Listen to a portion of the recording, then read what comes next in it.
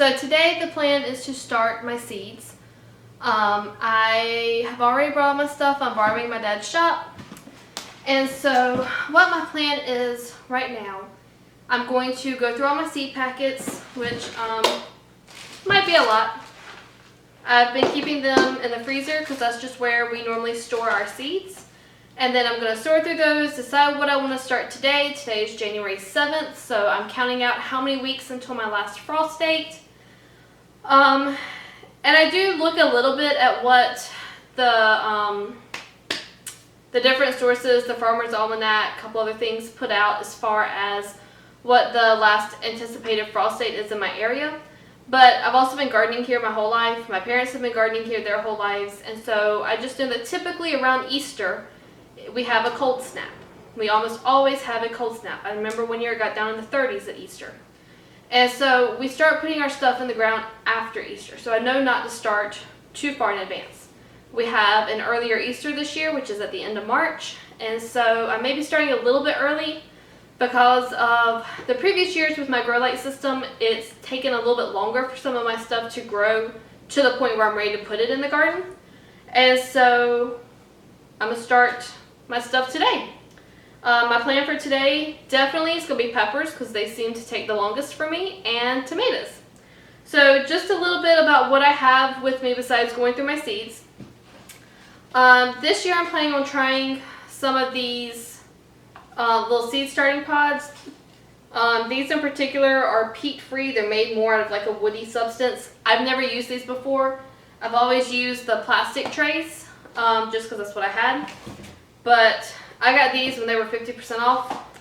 And then my mom picked these up at Goodwill. So I figure instead of sitting on them forever, why not go ahead and use them? I also like to use masking tape to label my different seeds. So instead of having to buy all the markers, and I have some and I use them, but instead of having to get new ones every year or keep track of it, I just write what I planted on them and either stick this like on the container itself, or I put it on the marker, and then that way I can just pull it off and reuse my stuff from year to year. The main thing that I'll need as I am doing everything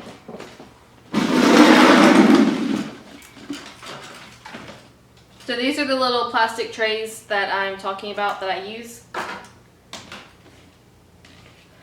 And these are what I mean by like the little markers, the little seedling tags.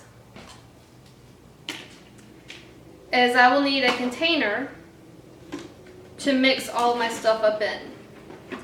So that's kind of what these are for. I got a couple of them stacked here, but they don't have holes in them. And so I can mix all my dirt up in here, get it to the right amount of moisture that I want in it. Growing up, we always call that seasoning. You want your soil to be seasoned. And then I will fill my trays, plant my seeds, and voila. That I'm not as interested in planting right now to start from seed. And then the ones on the right are the ones I'm going to start. So like my spinach, my kale, a lot of my tomatoes. I've got a bunch of different peppers. Those are the ones I'm going to be starting right now. Unfortunately, I don't have the best seed storing method, so if anybody has any suggestions, I am really open to this. I've stored a lot of them in the bag and in that box that you see briefly, but I'd love to be able to sort these out by the ones that I have for the different times of the season to plant. But that's basically what I'm doing right now, is just sorting out what I'm wanting to plant so that I'm not digging through my box later. I can kind of streamline the process and move through it all at a fairly quickly pace.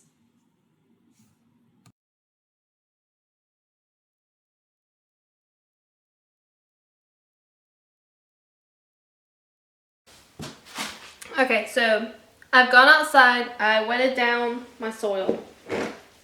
I'm using a seed starting mix. The first time I tried seeds, I didn't do this. I did learn my lesson the hard way.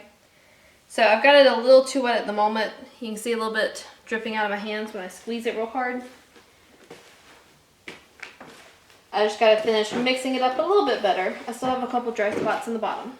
But basically you want it wet enough that you can kind of squeeze it and it'll hold its shape even when you lightly drop it. Especially if you're doing a garden, you got to be very careful about the soil there.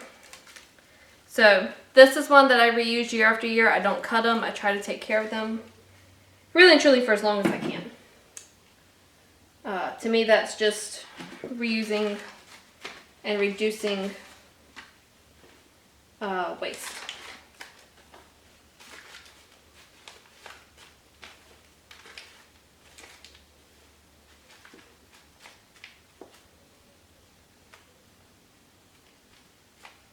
So I am doing something a little careless with this batch. I am reusing some potting soil that I had from earlier.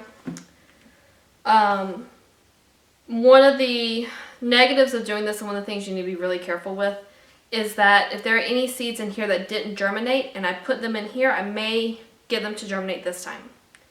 I'm not worried about it because this dirt was used for brassicas. So I use this to start kale, cauliflower, broccoli, spinach, a lot of my winter plants. And I'm going to be putting in this dirt tomatoes and peppers. So if you've never started seeds, the first true leaves will help you identify your plants. And the brassica seeds, sorry, I gotta sit down. The brassica seeds have like a heart-shaped first leaf. Or it reminds me a little bit more of like a little heart. I'll show you some pictures as my first true leaves come on with these. And tomatoes and peppers have like long, skinny first true leaves. So I'll be able to tell the difference between my plants, and even as they get bigger, they're two very different. Now, if I had started tomatoes in this and I was going to start more tomatoes, I'd be more worried because I wouldn't know which variety I had in here and what had mixed possibly in here. So like I may be sitting there going, oh, this is a cherry tomato. And I put it in the garden and a few months later I've got large tomatoes, not cherries. Or I may go, oh, this one's gonna be a Rutger, and then I pull out a cherry tomato and I'm like, not what it was. Happens occasionally because as I transplant things, I mislabel, especially if I have help. But for the most part, I try to be very careful about how I label my stuff. And reusing dirt. One thing I will say that I do differently is at the end of the growing season is when I stock up on things. So all of my seeds I've already bought. I bought a lot of my seeds last year. I bought my seed starting mix last year because right now in the stores when I'm ready to start my seeds, they don't have that. And I don't order this. I usually buy this honestly at like Walmart. So I don't want to be trying to find seed starting mix. And I don't want it to make me late getting to start my seeds. So I go ahead and do that at the end of last year. I'll be interested to see prices on stuff this year compared to last year. I want to say I bought that bag of seed starting mix for like $12. I also wait till things go on sale. If it's not something that I have to have right then, I wait for it. And that's one way that I help keep my costs down. So I buy a lot of my seeds after the season. If you didn't already know, your seeds will last for years, especially if you store them properly. We have always stored seeds in the freezer. It's in a cooler environment. They're packaged so that they're not drawing moisture. And the cold helps slow down like the germination and deterioration processes. So we've never had any trouble with that. We have okra seeds that are probably, I don't know, 15 years old. And they're starting to give us a little trouble now. So we can plant them in the garden. They haven't done as well the last year or so. And what we end up going back and doing is pulling some more seeds out of the freezer, and then we'll soak them in water, like a wet paper towel, overnight. And then the ones that germinated, we put in the garden. The ones that didn't, you know, they may kind of go in as fillers to see if maybe they'll germinate, maybe they won't. But we typically will fill in with already sprouted seeds. But we've kept stuff from year to year. They package seeds with a sell-by date because in the United States, they are not allowed to sell seeds outside of the year that they were harvested for. And that's to ensure that when people are selling you seeds, that they're not ripping you off with like really old ones that aren't going to germinate, that you're paying, you know, top dollar for. So really, that practice and those laws are more to keep the sellers honest. But it has confused a lot of people, and they think that, oh, my seed has a best by date. I can't use it. It's not good, and they throw away seeds. Don't throw away seeds. Don't end up throwing away your money. But on the flip side, a lot of places will put sales on, especially towards the end of the year. And that's how I bought most of my stuff. I think of all of my seeds, my most expensive ones were like the Better Boy and the Early Girls. And that's just because when I bought them, they weren't on sale. A lot of my seeds have come from places like the dollar stores, where I can get them for like 25 cents a packet. And yes, even in 2023, they are still like 25 cents a packet. Now, what they will be this year in 2024, I don't know. I've bought from suppliers in other states and had my seeds shipped here, and they'll have big markdowns in the fall for anything that they've got left. They're trying to clear out because they can't sell it after the first of the year. So, things to know, maybe help you with your seed process.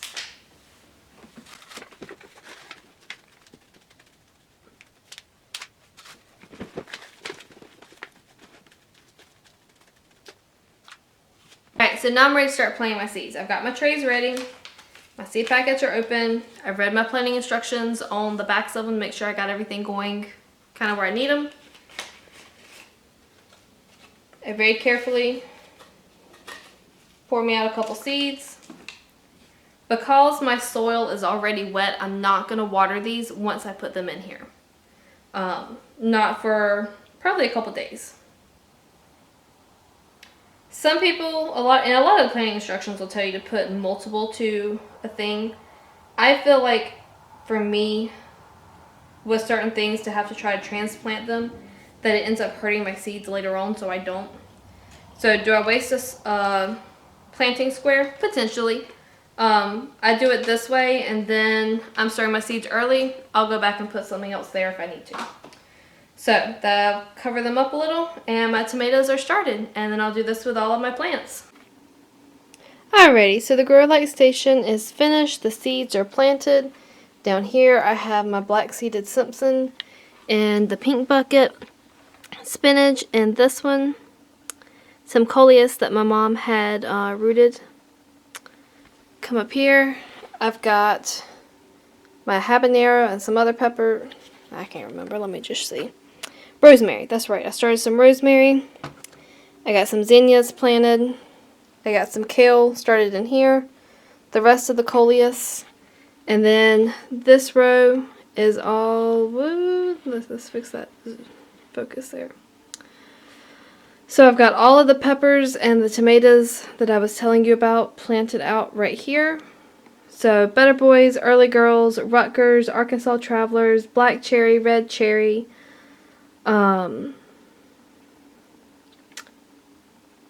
Romas and beefsteaks for the tomatoes. And then I've got California Wonder, Grand Bell Pepper Mix, and then a lot of marigolds planted. So, January 7th, everything is nicely started. So I checked on the lavender seeds that I had started in the refrigerator last week doing the cold stratification method. So far everything is looking great, which is what I want. There's no signs of mold, nothing germinating. It should take about 4 to 6 weeks for those to germinate or finish the cold stratification process so that I can take them out and actually plant them. So I'm just kind of keeping an eye on them to make sure they're going well. Everything behind me should start to germinate in the next week or so. I'll keep you updated on that as we go. Thank y'all for hanging out with me today as we went through all of this. You got to see the seed starting. I hope that it will help you on your journey. And until next time, bye.